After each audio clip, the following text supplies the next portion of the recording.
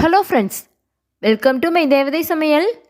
இன்றைக்கி நாம் என்ன பார்க்க போகிறோம் பார்த்தீங்கன்னா, ஒரு பிரேக்ஃபாஸ்ட் ரெசிபி தான் ஃப்ரெண்ட்ஸ் பார்க்க போகிறோம். அதுக்கு முன்னாடி இப்போ தான் என்னோடய சேனலை ஃபஸ்ட் டைம் பார்க்குறீங்கன்னா சப்ஸ்கிரைப் பண்ணுங்கள். கூடவே பெல் ஐக்கானையும் ப்ரெஸ் பண்ணி ஆல்ன்ற பட்டனை ப்ரெஸ் பண்ணிக்கோங்க. அப்போ தான் நாங்கள் அடுத்து போடுற வீடியோஸ் எல்லாம் உங்களுக்கு நோட்டிஃபிகேஷனாக வரும். நீங்களும் மிஸ் பண்ணாமல் பார்க்கலாம். வாங்க ஃப்ரெண்ட்ஸ், வீடியோக்குள்ளே போகலாம். இந்த பிரேக்ஃபாஸ்ட் ரெசிபி என்னன்னு பார்த்தீங்கன்னா, முட்டை ஸ்டஃபிங் தோசை ரெசிபி தான் ஃப்ரெண்ட்ஸ். வாங்க எப்படி பண்ணலான்னு பார்க்கலாம். இப்போது நாம் ஸ்டஃபிங்க்கு ஃபஸ்ட்டு ரெடி பண்ணிக்க போகிறோம். அதுக்கு நாம் பேன் வச்சு கொஞ்சம் எண்ணெய் ஊற்றிக்கலாம். எண்ணெய் சூடானதுக்கு அப்புறம் இதில் இப்போது நாம் கொஞ்சம் போல் கடுகு உளுந்து சேர்த்துக்கலாம். நல்லா பொரிஞ்சு வரட்டும். பொரிஞ்சதுக்கப்புறம் நாம் வெங்காயத்தை சேர்த்துக்க போகிறோம். நல்லா பொரிஞ்சிருச்சு. இப்போது இதில் 3 பெரிய வெங்காயத்தை குட்டி குட்டியாக கட் பண்ணி எடுத்து வச்சுருக்கேன். அதை சேர்த்துக்கிறேன். வெங்காயத்தை சேர்த்து நல்லா வதக்கி விடலாம். வெங்காயம் நல்லா வதங்கணும். அப்போ தான் நம்ம ஸ்டஃபிங் தோசைக்குள்ளே வச்சு சாப்பிடும்போது நல்ல ஒரு டேஸ்ட்டாகவும் இருக்கும், சாப்பிட்றதுக்கும் நல்லாயிருக்கும்.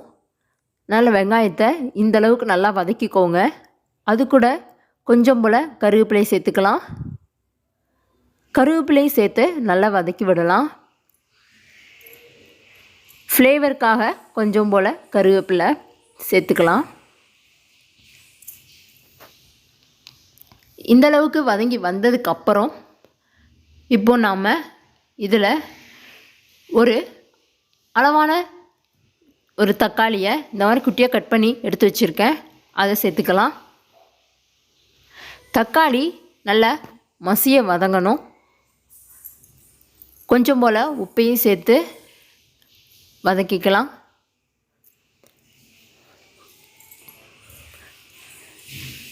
தக்காளி நல்லா வதங்கினா தான் நல்லாயிருக்கும்.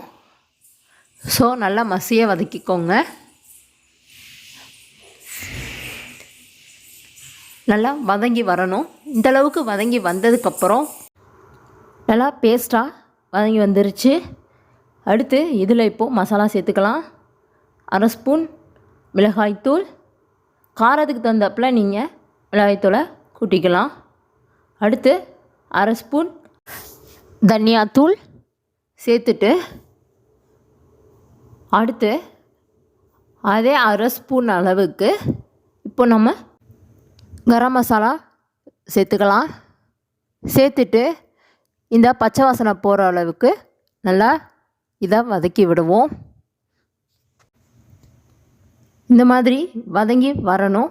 இந்த மாதிரி வதங்கி வந்ததுக்கப்புறம் இதை கொஞ்சமாக சைடில் ஒதுக்கி வச்சுக்கலாம். எதுக்காகன்னு பார்த்தீங்கன்னா, அந்த இடத்துல நாம் கொஞ்சமாக எண்ணெயை சேர்த்து முட்டையை ஊற்ற போகிறோம். அதனால் இந்த மாதிரி ஒதுக்கிட்டு இதில் நம்ம கொஞ்சம் போல் எண்ணெயை சேர்த்துக்கலாம்.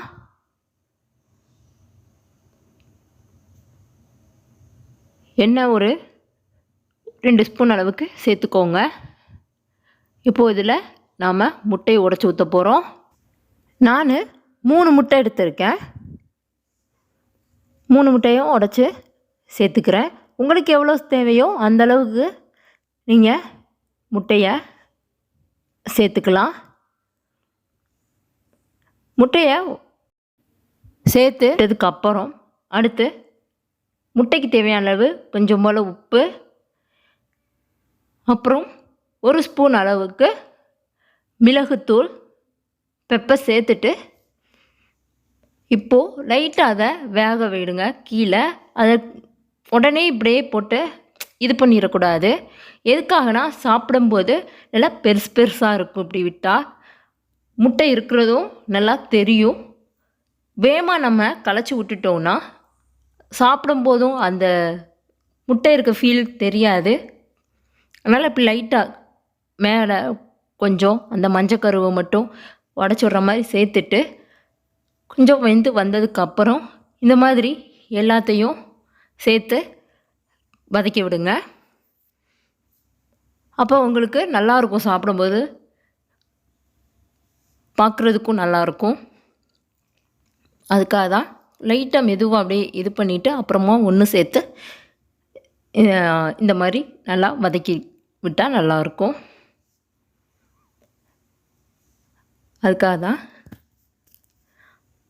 இப்போ பாருங்கள், கொஞ்சம் பார்க்குறதுக்கு அப்படியே பெருசு பெருசாக தெரியுது முட்டையெல்லாம்.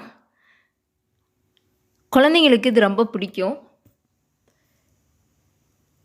அதனால தான் இதை நீங்கள் முட்டை பொடிமா செஞ்சு நம்ம சாதத்துக்கு தொட்டு சாப்பிட்ற மாதிரியே இதை நம்ம சாதத்துக்கு தொட்டு சாப்பிட்லாம்.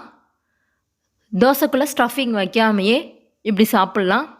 ரொம்ப அதுவும் நல்லாயிருக்கும். இப்போ பாருங்கள், எவ்வளோ கலர்ஃபுல்லாக இருக்குது, முட்டையெல்லாம் தெரியுது பாருங்கள். குழந்தைங்களுக்கு இப்படி பார்த்து சாப்பிட்றதுக்கு ரொம்ப விரும்புவாங்க. தட்டு காலியாக இருக்கும். இதை அப்படியே நான் சொன்ன மாதிரி சாதத்துக்கு வச்சுக்கலாம். இப்போது ஸ்டவ் ஆஃப் பண்ணியாச்சு, இறக்கிடலாம். இறக்கிட்டு இப்போது தோசை ஊற்ற போகிறோம். தோசைக்கல் வச்சு லைட்டாக தோசைக்கல் சூடாகட்டும்.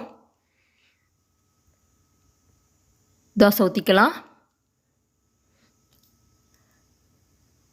தோசை ஊற்றிட்டு நாம் அதுக்கு மேலேயே ஸ்டஃபிங் வைக்கிறோம். அதுக்காக நாம் நல்லா மெல்லிசாக ஊற்றிட்டு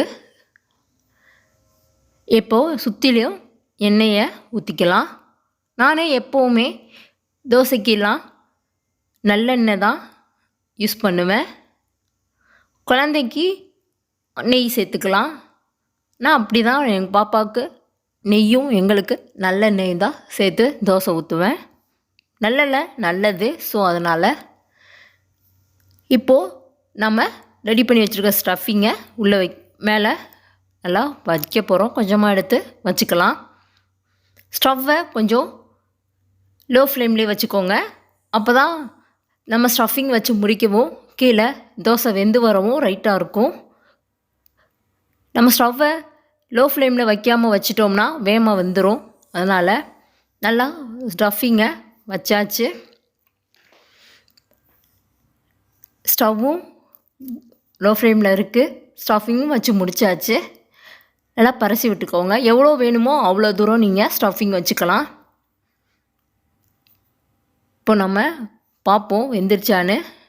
வெந்துருச்சு. அப்படியே லைட்டாக எடுத்து மடித்து விடுவோம். மடிச்சுட்டு லைட்டாக அமுக்கி விட்டுக்கோங்க. பாருங்கள், இப்போது நம்ம எடுத்து பரிமாறிட வேண்டியது தான். முட்டை ஸ்டஃபிங் தோசை தயார். பாருங்கள் எப்படி இருக்குன்னு. இது அப்படியே பிச்சு சாப்பிட்லாம். இதுக்கு தனியாக சட்னி எதுவும் தேவையில்லை, குழம்பு எதுவும் தேவையில்லை. இதை அப்படியே சாப்பிட்லாம். நல்ல ஒரு டேஸ்ட்டாக இருக்கும். உங்களுக்கு சட்னி வேணும் நீங்கள் விருப்பப்பட்டீங்கன்னா வேணும்னா தேங்காய் சட்னி இதுக்கு நல்லாயிருக்கும். ஸோ தேங்காய் சட்னி கூட இது கூட வச்சு நம்ம சாப்பிட்ணுன்னா சாப்பிட்டுக்கலாம். குழந்தைங்களுக்கு இப்படி செஞ்சு கொடுத்தீங்கன்னா நல்லா விரும்பி சாப்பிடுவாங்க. தட்டு காலி ஆயிரும். எல்லாருக்குமே இந்த ரொம்ப பிடிக்கும். நல்ல ஒரு டேஸ்ட்டாகவும் இருக்கும். ஸோ இதை ட்ரை பண்ணி பாருங்கள். இந்த வீடியோ உங்களுக்கு பிடிச்சிருந்தா லைக் பண்ணுங்கள். உங்கள் ஃப்ரெண்ட்ஸ் கூடயும் நிறையா ஷேர் பண்ணுங்கள். இந்த வீடியோ பற்றின ஃபீட்பேக்கை எங்கூட கமெண்ட் பாக்ஸில் ஷேர் பண்ணிக்கோங்க. இது வரைக்கும் மைதேவதை சமையல் சேனலுக்கு சப்ஸ்கிரைப் பண்ணாதவங்க சப்ஸ்கிரைப் பண்ணி கூடவே பெல் ஐக்கானையும் ப்ரெஸ் பண்ணி ஆல் என்ற பட்டனை ப்ரெஸ் பண்ணிக்கோங்க. அப்போ தான் நான் அடுத்து போடுற வீடியோஸ் எல்லாம் உங்களுக்கு நோட்டிஃபிகேஷனாக வரும். நீங்களும் மிஸ் பண்ணாமல் பார்க்கலாம். தேங்க்ஸ் ஃபார் வாட்சிங்.